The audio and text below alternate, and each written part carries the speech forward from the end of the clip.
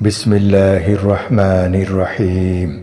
يا أيها الذين آمنوا لا يحل لكم أن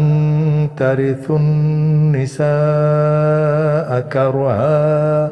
ولا تعضلوهن لتذهبوا ببعض ما آتيتموهن إلا أن يأتين بفاحشة مبينة وعاشروهن بالمعروف فإن كرهتموهن فعسى أن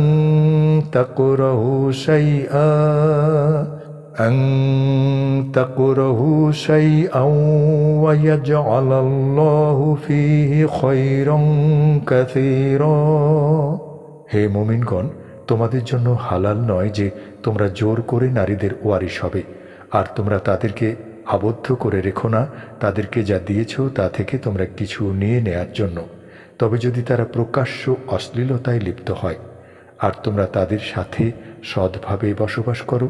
আর যদি তোমরা তাদেরকে অপছন্দ করো তবে এমনও হতে পারে যে তোমরা কোনো কিছুকে অপছন্দ করছো আর আল্লাহ তাতে অনেক কল্যাণ রাখবেন।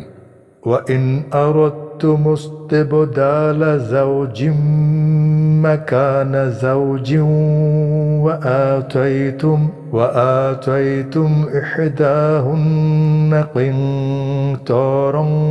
فَلَا تَأْخُذُوا مِنْهُ شَيْئًا أَتَأْخُذُونَهُ بُهْتَانًا وَإِثْمًا مُبِينًا আর যদি তোমরা এক স্ত্রীর স্থলে অন্য স্ত্রীকে বদলাতে চাও আর তাদের কাউকে তোমরা প্রদান করেছ প্রচুর সম্পদ, তবে তোমরা তা থেকে কোনো কিছু নিও না। তোমরা কি তা নেবে অপবাদ এবং প্রকাশ্য গুনাহের মাধ্যমে? وَكَيْفَ تَأْخُذُونَهُ وَقَدْ أَفْضَىٰ بَعْضُكُمْ إِلَىٰ بَعْضٍ وَأَخَذْنَ مِنكُم مِّيثَاقًا غَلِيظًا আর তোমরা কিভাবে নেবে অথচ তোমরা একে অপরের সাথে একান্তে মিলিত হয়েছ আর তারা তোমাদের থেকে নিয়েছিল দৃঢ় অঙ্গীকার। وَلَا تَنكِحُوا مَا نَكَحَ آبَاؤُكُم مِّنَ النِّسَاءِ إِلَّا مَا قَدْ سَلَفَ إِنَّهُ كَانَ فَاحِشَةً وَمَقْتًا وَسَاءَ سَبِيلًا আর তোমরা বিবাহ করো না নারীদের মধ্য থেকে যাদেরকে বিবাহ করেছে তোমাদের পিতৃপুরুষগণ,